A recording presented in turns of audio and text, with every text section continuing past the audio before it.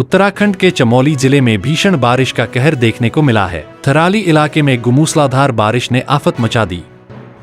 भारी बारिश के कारण गधेरे से मलबा आ गया, जिससे 2 वाहन उसकी चपेट में आ गए। एक आल्टो कार और एक स्कॉर्पियो मलबे में दब गए। आपदा की जानकारी मिलते ही प्रशासन की टीम एक्टिव हुई। राहत और बचाव कार्य शुरू कर दिया गया है।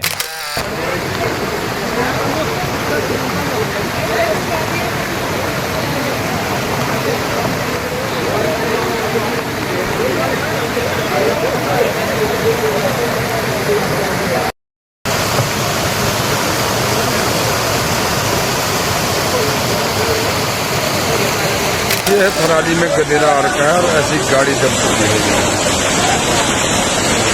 रोड में दब चुकी है।